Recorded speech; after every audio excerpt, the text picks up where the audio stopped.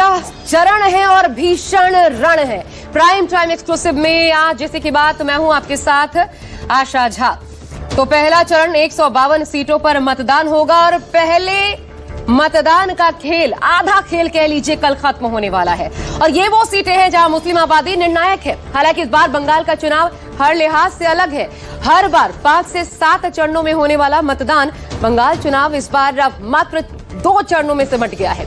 दूसरा, एसआईआर के बाद बड़ी तादाद में यानी कि लगभग 90 लाख मतदाताओं के नाम वोटर लिस्ट से काटे भी गए हैं और इसमें मुस्लिम बहुल जिलों से अल्पसंख्यक वोटों की छटनी समीकरणों को बना और बिगाड़ सकती है। तीसरा, जिस माहौल में इस बार बंगाल चुनाव हो रहा है उससे पहले कभी नहीं हुआ। चुनाव से लेकर पूरी प्रशासनिक व्यवस्था चुनाव आयोग के हाथ में है ताकि मतदान के दिन मतदाता बिना डरे, बिना भय वोट करने घरों से निकल पाए।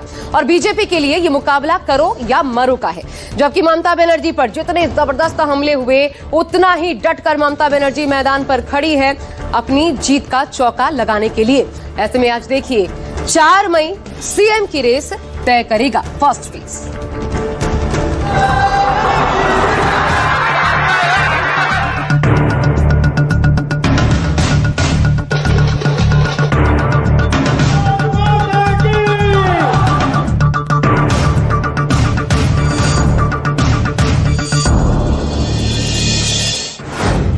बंगाल का सियासी रण, चुनाव का पहला चरण। 2026 में किसका होगा बंगाल? इसकी अग्नि परीक्षा का पहला चरण 23 अप्रैल को है, जब बंगाल की 16 जिलों की 152 सीटों पर मतदान होगा। 294 में से 152 सीटों पर मतदान का सीधा मतलब ये कि पहले चरण में काफी हद तक तय हो जाएगा कि बंगाल किसे चुनने जा रहा है। इसलिए माना जा रहा है कि यह बंगाल चुनाव का सेमीफाइनल है। इसी सियासी रण को जीतने के लिए बीजेपी और टीएमसी दोनों दलों ने पूरी ताकत झोंक रखी, लेकिन तय बंगाल की जनता को करना है कि उसकी पहली पसंद कौन है। बंगाल की जनता को लुभाने के लिए ही दोनों दलों ने अपने अपने दाव चले। এটা ডিলিমিটেশন বিল ছিল।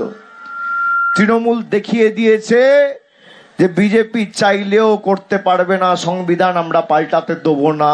যারা গায়ের জোরে দেশ ভাগ করতে চেয়েছিল ডিলিমিটেশনের নাম করে, কালকে লোকসভায় মুখ থুবড়ে পড়েছে।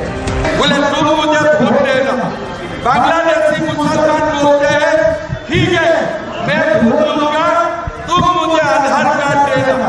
ममता जी बोलते हैं ठीक है मैं तुमको आधार दूंगा, बांग्लादेशी मुसलमान बोलते हैं मैं तुमको वोट दूंगा। आज बांग्लादेशी मुसलमान और टीएमसी का बीच में इलू इलू हो गया है। टीएमसी की तरफ से जहां मोर्चे पर मुख्यमंत्री ममता बनर्जी डटी हुई थी, जिन्होंने एसआईआर को बड़ा मुद्दा बनाया, तो बीजेपी की तरफ से प्रधानमंत्री मोदी, गृह मंत्री अमित शाह और यूपी के मुख्यमंत्री योगी आदित्यनाथ ने बंगाल में पूरी ताकत लगाई।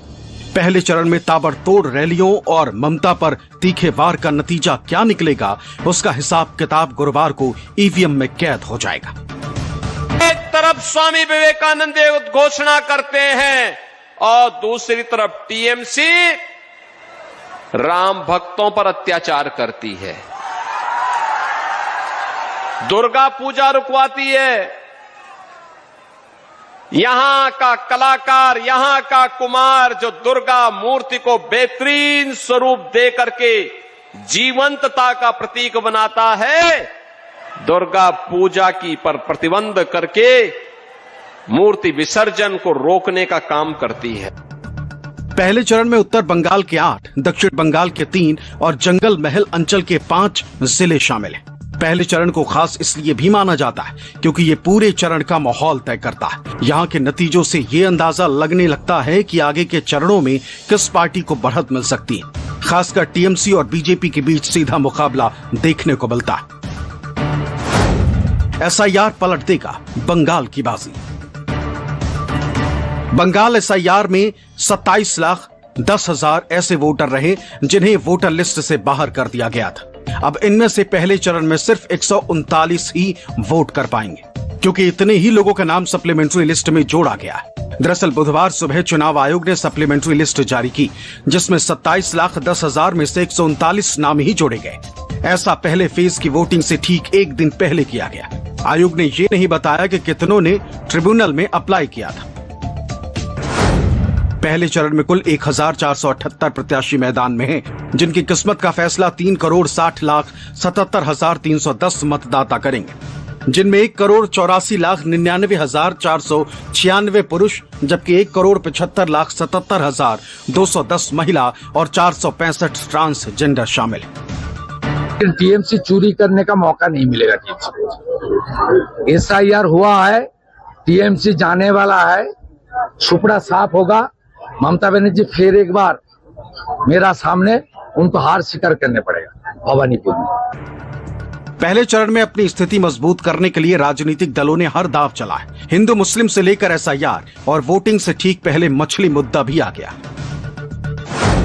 वोटिंग से ठीक पहले मछली वाला दांव।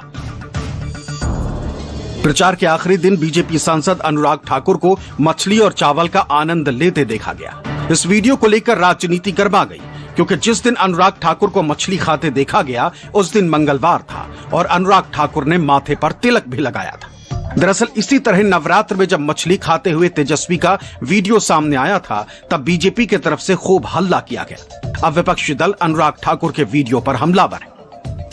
बीजेपी के लोग तो एक्टिंग बहुत अच्छी जानते हैं। वो जहां जाते हैं वो वहीं की तरह से करते हैं, फिर उन्हें कुछ नहीं याद रहता। नॉर्थ ईस्ट के अंदर गौ माता नहीं रहती, गोवा में गौ माता नहीं रहती, इनकी सरकारें स्लॉटरिंग की खुलेआम परमिशन है, तो ये तो अपने हिसाब से चलते हैं। जहाँ मछली खाने को क्यों मजबूर हुए अनुराग ठाकुर? ऐसा इसलिए किया गया क्योंकि मुख्यमंत्री ममता बनर्जी ने एक चुनावी रैली में कहा था कि अगर बंगाल में बीजेपी की सरकार बनी तो मछली, मांस और अंडे खाने पर रोक लगा देगी। इसके जवाब में बीजेपी नेताओं ने बंगाल चुनाव प्रचार के दौरान सबके सामने मछली खाकर इस बात का जवाब देने की कोशिश की। वहीं चुनाव प्रचार के दौरान बीजेपी की तरफ से आरोप लगाए गए कि टीएमसी के राज में कानून व्यवस्था ध्वस्त है, टीएमसी कार्यकर्ता गुंडागर्दी करते हैं। लेकिन चुनाव आयोग ने साफ कर दिया कि चुनाव पूरी तरह शांतिपूर्ण होंगे और किसी तरह की गुंडागर्दी बर्दाश्त नहीं की जाएगी। इसके लिए सुरक्षा के कड़े इंतजाम किए गए। पहले चरण के लिए 2407 कंपनियां यानी करीब 2,40,000 जवान तैनात किए गए। ये अब तक के किसी भी राज्य चुनाव के एक चरण में सबसे बड़ी तैनाती। सबसे ज्यादा मुर्शिदाबाद में 316 कंपनियां तैनात की गईं।